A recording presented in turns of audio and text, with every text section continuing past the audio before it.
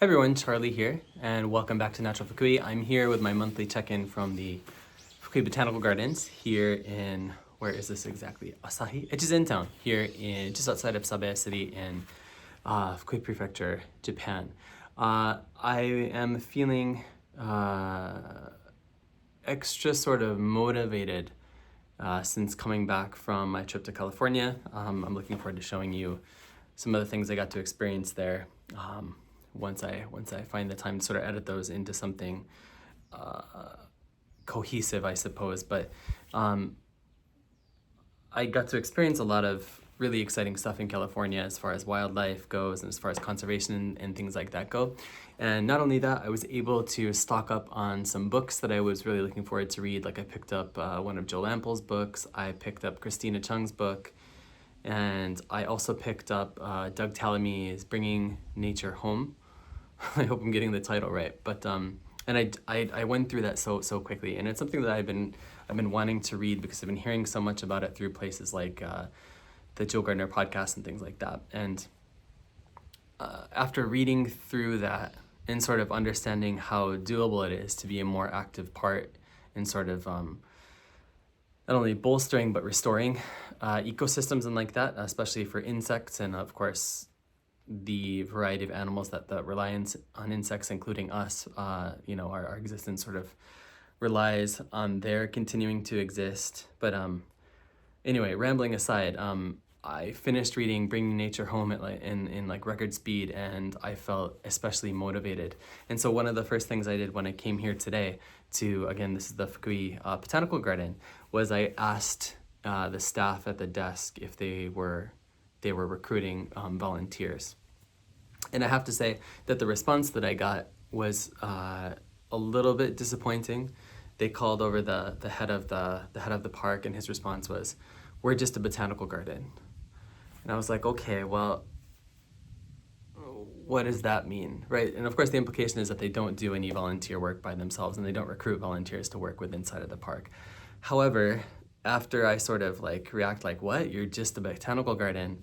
Of course, then they started talking about the educational programs and the guest speakers and all that kind of stuff that they do here, which I had known about. And of course, I am, as I've said throughout this continuing series of videos featuring this place, that basically the reason why I'm making this series of videos is because I think places like this, botanical gardens, are super important, especially for young people, younger than me anyway, to get a taste of nature, to learn to love it.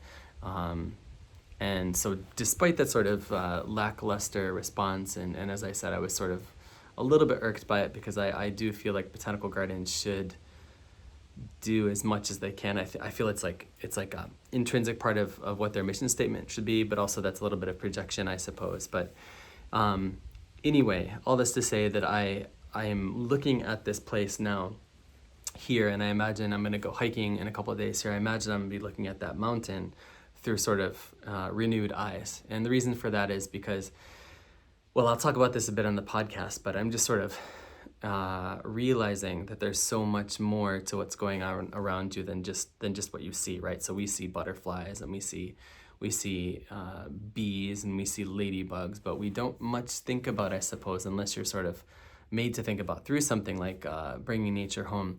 You don't think about the larval stages of those creatures, right? And so that's something that I've been really interested in looking around at today, trying to see what I can see without disturbing anybody.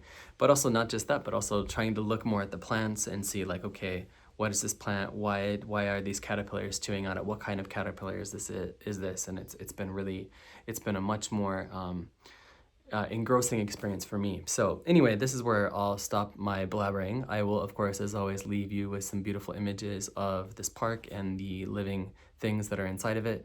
And I'll leave you with two things. The first is, if you haven't read Bringing Nature Home by Doug Tallamy, I would very much recommend it.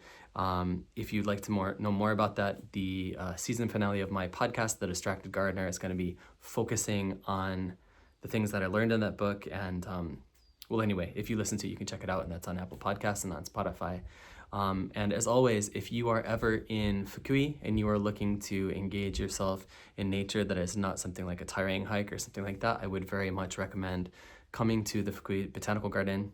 It's cheap, it's beautiful, and they're doing important work. So support them if ever you have the chance.